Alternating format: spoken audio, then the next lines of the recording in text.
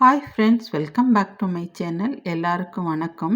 இன்றைக்கி என்ன ரெசிபி பார்க்க போகிறோன்னா, குல்ஃபி ஐஸ் தான் செய்து காட்ட போகிறேன். இந்த சம்மருக்கு இந்த மாதிரி சில்லுன்னு சாப்பிடும்போது ரொம்ப சூப்பராக இருக்கும். வீட்டில் இருக்கிறவங்க விரும்பி சாப்பிடுவாங்க.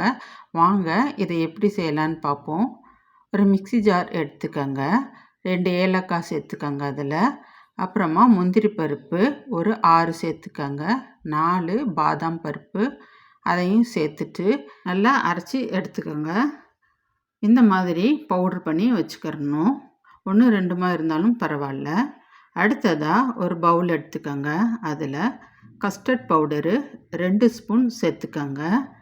சேர்த்துட்டு இதில் கொஞ்சம் போல் தண்ணி சேர்த்துக்கோங்க. சேர்த்துட்டு கட்டி இல்லாமல் இதை நல்லா மிக்ஸ் பண்ணி வச்சுக்கோங்க. இப்போ ரெண்டுமே நம்மளுக்கு ரெடி ஆகிருச்சு. பாதாம் முந்திரி அரைச்சாச்சு, கஸ்டர்ட் பவுடர் கலந்து வச்சிட்டோம்.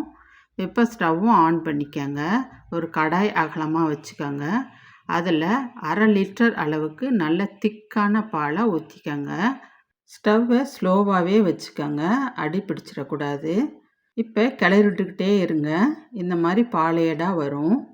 கொஞ்சம் திக்கான உடனே நம்ம கலக்கி வச்சுருக்க கஸ்டர்ட் பவுடரு அதை இதோட சேர்த்து மிக்ஸ் பண்ணிக்கிறலாம். இது சேர்க்கும் போது இன்னும் கொஞ்சம் திக்காக வரும் பால். இதையும் நல்லா மிக்ஸ் பண்ணி விட்டுருங்க, அடியில் தங்கிடாமல். நம்ம வீட்லேயே சேர்த்து சாப்பிட்ற இந்த குல்ஃபி அவ்வளோ சூப்பராக இருக்கும், டேஸ்ட்டாகவும் இருக்கும். இந்த சமயத்தில் 2 ஸ்பூன் அளவுக்கு ஜீனி சேர்த்துக்கோங்க. ஜீனி சேர்த்துட்டு அதையும் நல்லா மிக்ஸ் பண்ணி விட்டுருங்க. ஜீனி நல்லா கரையணும். ஜீனி நல்லா கரைஞ்ச வாட்டி கண்டன்ஸ் மில்க்கு 2 ஸ்பூன் இல்லாட்டி 3 ஸ்பூன் சேர்த்துக்கோங்க.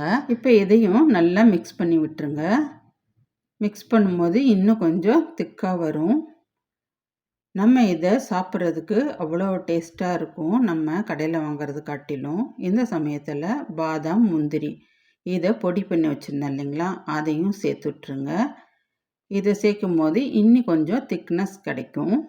நல்ல பால் வற்றி வந்துருச்சு பாருங்கள். ரொம்ப தண்ணியான பாலில் செய்யக்கூடாது, ஐஸ் கட்டி மாதிரி தான் இருக்கும் குல்ஃபி. இந்த மாதிரி திக்கான பாலில் செய்யும் போதுனா நல்லா டேஸ்ட்டாக வரும், திக்காக.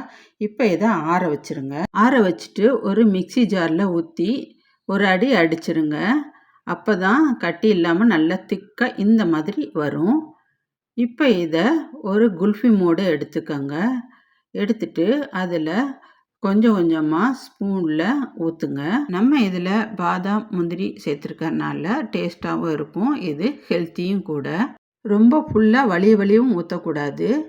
3/4 கப் அளவுக்கு ஊற்றினா போதும். ஊற்றிட்டு மூடி போட்டுட்டு ஒரு 24 மணி நேரம் இல்லாட்டினா ஒரு 10 மணி நேரம் வச்சுருங்க. உங்கள் ஃப்ரிட்ஜு டெம்பரேச்சர் பொறுத்து தான் இது சீக்கிரமாக ரெடி ஆகும். அடுத்ததாக ஒரு டம்ளர் எடுத்துக்கோங்க. உங்கள்கிட்ட குல்ஃபி மோட் இல்லாட்டி இந்த மாதிரி டம்ளர்லேயும் ஊற்றிக்கிறலாம். ஊற்றிட்டு இந்த மாதிரி ஒரு பேப்பரை போட்டு கவர் பண்ணிடுங்க, ரப்பர் பேண்டு போட்டுட்டு. மேலாப்பில் கத்தியை வச்சு லேசாக இந்த மாதிரி கீறி விட்டுருங்க.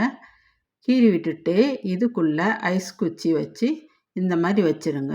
இதையும் ஃப்ரீசருக்குள்ளே வச்சுருங்க. இப்போ ரெடி ஆயிடுச்சான்னு பார்க்கலாம் வாங்க.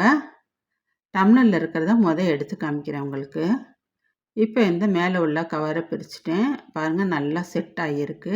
லேசாக பைப்பு தண்ணியில் காமிச்சிட்டு இப்படி திருப்பி எடுத்திங்கன்னா சூப்பரான ஹோம்மேட் குல்ஃபி ரெடி ஆகிருச்சு. கண்டிப்பாக ட்ரை பண்ணுங்கள். இதுக்கு மேலேயே கொஞ்சம் போல் உங்கள்கிட்ட பிஸ்தா இருந்தால் பொடியாக நறுக்கி அது மேலே சேர்த்துக்கோங்க. ரொம்ப சிம்பிளாக ஈஸியாக வீட்டிலையே செய்திடலாங்க.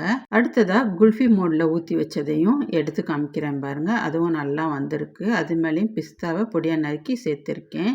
இந்த சம்மருக்கு சீக்கிரமாகவே உருகிடுதுங்க. நீங்கள் ஃப்ரீசரில் வச்சு சாப்பிடலாம். நீங்களும் கண்டிப்பாக ட்ரை பண்ணி பார்த்துட்டு எப்படி இருக்குன்னு கமெண்ட் பண்ணுங்கள். அடுத்ததாக கொஞ்சம் போல் மிச்சம் இருந்துச்சு, அதை குட்டி டம்ளரில் ஊற்றி வச்சுருந்தேன். அதுவும் நல்லா மோல்டாகி வந்திருக்கு பாருங்கள், சூப்பராக இருக்குது. இந்த வீடியோ உங்களுக்கு பிடிச்சிருந்தா லைக் பண்ணுங்கள். தேங்க்யூ.